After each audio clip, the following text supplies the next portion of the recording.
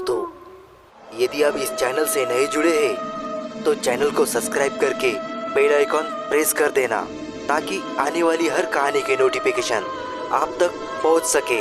और कहानी जैसी भी लगे हमें कमेंट करके ज़रूर बताइएगा। इंसान जब तक जिंदा होता है तब तक उसको बड़े प्यार से रखा जाता है, लेकिन जब वो मर जाता है तो उसका नाम और उसकी पहचान खो जाती है और वो सिर्फ मुर्दा कहलाता है। मुर्दा घर एक ऐसी कहानी है जहाँ जिंदगी आते आते खत्म हो जाती है और वहाँ मुर्दों का राज चलता है। जब खुद पे लाचारी और बेबसी हो और जिम्मेदारी सर पर हो तो इंसान अपने लोगों के लिए क्या नहीं करता। ऐसा एक लड़का था शेखर। ज्यादा पढ़ा लिखा ना होने की वजह से उसको कहीं नौकरी नहीं मिली। दर दर की ठोकरें खाकर वो अब थक चुका था। उसको जिल्लत सहने की अब आदत हो चुकी थी, लेकिन मजबूरी ने उसके हाथ बांध दिए थे।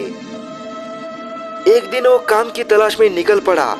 उसका दोस्त पास के एक सरकारी हॉस्पिटल में सफाई का काम करता था। उसने अपनी कहानी उसके दोस्त से बताई। शंभू ने कहा कि मैं जहाँ काम करता हूँ वहाँ चल मेरे साथ, शायद कोई काम मिल जाए। शंभू शेखर का बहुत पुराना दोस्त था। कभी एक गांव में साथ घुमा करते थे।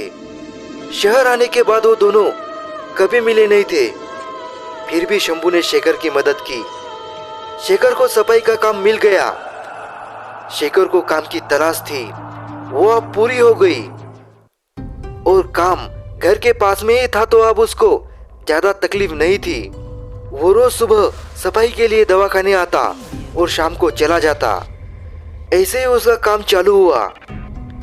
शंभू से भी अब रोज की मुलाकात होने लगी थी। अब शेखर को महीना होने को आया था। पगार का दिन था। पगार हाथ में आते ही शेखर को बड़ा अच्छा लगा। भले ही कम सही, लेकिन जरूरत के लिए पैसा मिलना बहुत बड़ी बात होती है। उसके बाद शंभू का पैसे लेने का नंबर था। उसको शेखर से भी दोगुनी पगार मिली। ये देखकर शेखर हैरान रह गया। ये कैसे हुआ? दोनों साथ में काम करते हैं, दोनों कॉन्ट्रैक्ट वर्कर थे, फिर भी उसकी पगार इतनी ज्यादा कैसे? घर वापस आते वक्त शेखर सोच रहा था, लेकिन उसने पूछा नहीं। शाम को शंभू के यहाँ खाना खाना था। सोचा कि वही जाकर पूछता हूँ। शाम होते ही शंभू ने खाने का सामान, मुर्गी और दारू साथ में रख लिया। उसके घर वाले कहीं बाहर गए थे तो उसने अपने बाकी दोस्तों को भी बुला लिया। शेखर को नहीं पता था कि अब शंभू दारू पीने लग गया है। अब शंभू के सभी दोस्त पीने बैठ गए, शेखर को छोड़कर। शेखर ने शंभू को पूछा, अरे शंभू, तू तो कभी दारू नहीं पीता था यार, अब तो बहुत पीने लग गया है, कैसे? शंभू ने हंसते हुए कहा, अरे शेखर, तू तो भोला के भोला रह गया रे। पैसा है इसलिए ये सब शौक कर लेता हूँ, कभी कभी अपने लिए जी लेता हूँ यार। तू भी ले, थोड़ा सा पी ले। नहीं यार शंभू, मैं शराब नहीं पीता हूँ। शेखर ने उसको रोकते हुए कहा, अच्छा मुझे ये बता, तू और मैं एक ही जगह काम करते हैं, फिर तुझे मुझसे ज्यादा पैसे कैसे? तू कोई एक्स्ट्रा काम करता है क्या? सच बता। शंभू ने शेखर को एक कोने में ले जाकर बताया, शहर में पैसे कमाने के हजारों तरीके हैं मेरे भाई, बस तू तैयार हो तो सैकड़ों रास्ते खुल जाते हैं। अरे मैं समझा नहीं। शेखर ने फिर उसको पूछा, मैं रात को उसी दवाखाने के मुर्दा घर में नाइट शिफ्ट करता हूँ। मुर्दा घर का नाम सुनते ही शेखर डर गया। उसको सहमासा देख शंभू बोला, इसी वजह से मैं ज्यादा पैसे कमाई कर लेता हूँ। सभी लोग डरते हैं वहाँ रहने को, इसीलिए कोई नहीं मिलता काम करने को। मैं करता हूँ तो मुझे पैसा भी बढ़िया मिलता है। मैं दारू लेके जाता हूँ और पी के सो जाता हूँ मुर्दों के साथ। ऐसे बोल के हंसने लगा। पार्टी खत्म होने के बाद सभी लोग घर चले गए और शंभू रात की मुर्दा घर वाली ड्यूटी पे चला गया। शेखर अपने घर जाकर रात भर मुर्दा घर के बारे में सोचने लगा। अगर वो भी एक काम कर सके तो उसके कितने सारे अधूरे अरमान पूरे हो जाएंगे। पैसा आएगा, सब घर वालों को खुश कर सकेगा। शेखर रात भर उसी सोच में पड़ा रहा। सुबह अपने काम खत्म करके दवाखाने में अपनी ड्यूटी पे चला गया।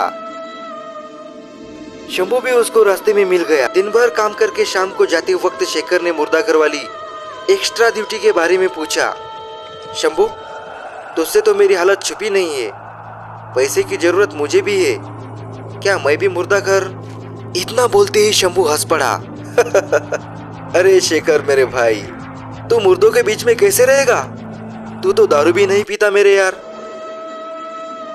मुर्दों के बीच में रात भर रुकना कोई मजाक का काम नहीं है, समझा? शेखर ने एक बार शंभू की तरफ देखा और कहा, मुझे पता है लेकिन मैं कर सकता हूं यार। दूसरे ही दिन शंभू ने अपने साहब से बात करवा के शेखर को वो एक्स्ट्रा ड्यूटी दिलवा दी। लेकिन अब शंभू भी साथ में रहने वाला था तो कोई डर की बात नहीं थी। दूसरे ही दिन से शेखर की एक्स्ट्रा ड्यूटी चालू हो गई। शंभू रात को मुर्दा घर में पीने के लिए दारू लेकर आया था। मुर्दा घर में आते ही शंभू ने बताया, वो दरवाजा ठीक से लगता नहीं है, इसीलिए इसको लकड़ी फंसा कर रखना पड़ता है। अगर ये बंद हुआ तो अंदर से नहीं खुलेगा, और जब तक कोई बाहर से नहीं खोलता हमको अंदर ही इन मुर्दों के बीच में रहना पड़ सकता है। शेखर के सामने उसने दारू लगा ली और सो गया। शेखर बेचारा मुर्दों के बीच अकेला पड़ा हुआ था। पहली रात थी, उसको बहुत अजीब लग रहा था। एकदम सन्नाटा। वो बिल्कुल दरवाजे के पास बैठा रहा। मुर्दा घर में लाइट तो थी, लेकिन इतने मुर्दों में थोड़ी सी भी हलचल हो जाए तो आवाज हलक से बाहर न आए और जान चली जाए। डरते डरते पहली रात कट गई और शेखर को थोड़ी हिम्मत आ गई। अब दोनों रोज मुर्दा घर में ड्यूटी करने लगे थे। कुछ रोज बीत जाने के बाद यहाँ काम करना शेखर को बहुत आम लगने लगा था। दिन गुजरते गए, पैसा आने लगा तो शेखर के बहुत से काम होने लगे। उसके घर वाले भी बहुत खुश थे। सब कुछ सही चल रहा था। एक रात उस मुर्दा घर में एक आधी जली हुई लाश आई। उसको एक पलंग पे लिटा के सब चले गए। वो लाश देखते हुए बहुत ही भयानक दिख रही थी। उस लाश को एक जगह लगाकर शेखर आराम कर रहा था। इतने में बाहर हल्ला सुनाई दिया। शोर सुनकर शेखर बाहर देखने लगा। उसने शंभू को उठाया। शंभू दारू पीकर सोया हुआ था। रात के करीब 1 बज रहे थे। उसकी दारू अब उतरने लग गई थी। वो उठकर बैठ गया, लेकिन वो बाहर नहीं आया। कोई उसको दारू पीकर पकड़ लेगा तो नौकरी जाने का खतरा था। शेखर दरवाजे को लकड़ी फंसाकर चला गया। बाहर दवाखाने के ग्राउंड में भीड़ लगी थी। इधर शंभू उठकर बैठ गया। उसको बिल्कुल खबर नहीं थी कि कोई नया मुर्दा आया है। एकदम से जोर की हवा सामने की खिड़की से आई और दरवाजे की लकड़ी सरक गई और दरवाजा बंद हो गया। अब शंभू की दारू भी पूरी तरह से उतर गई। वो डरने लगा। एकदम से एक पलंग से कुछ हिला ऐसे महसूस हुआ। शंभू पूरा पसीने से तर्र हो गया। वो उठकर देखने लगा। मुर्दा घर बहुत बड़ा था। उसने चारों तरफ देखा, कुछ भी नहीं दिखा। अब कुछ ज्यादा हलचल दिखने लगी और वो जला हुआ मुर्दा पलंग पर बैठ गया।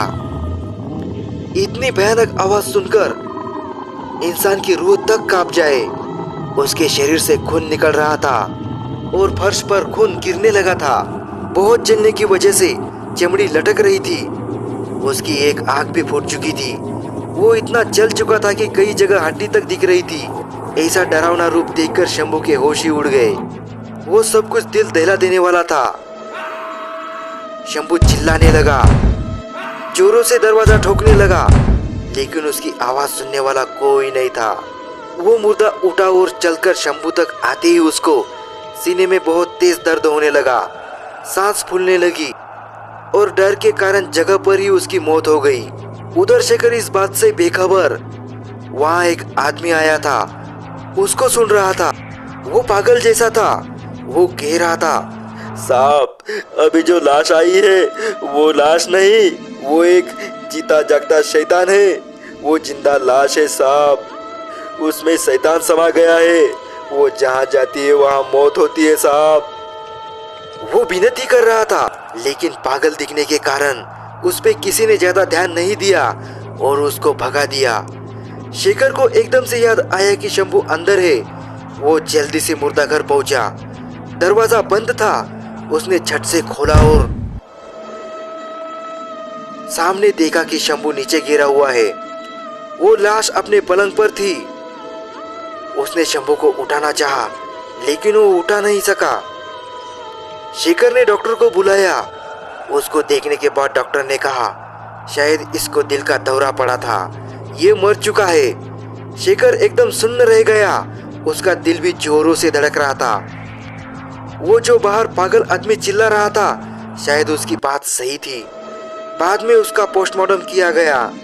2 वार्ड बॉय शंभू की लाश मुर्दाघर में ले आए। शेखर डर से सहम कर दरवाजे के पास ही खड़ा था। जैसे ही शंभू की लाश को एक बेड पे रखा जाने लगा, तभी उसकी गर्दन शेखर की तरफ मुड़ी। शंभू की आंखें खुल चुकी थी। उसने शेखर को एक नजर देखा और एक शैतानी मुस्कान उसके चेहरे पे आई।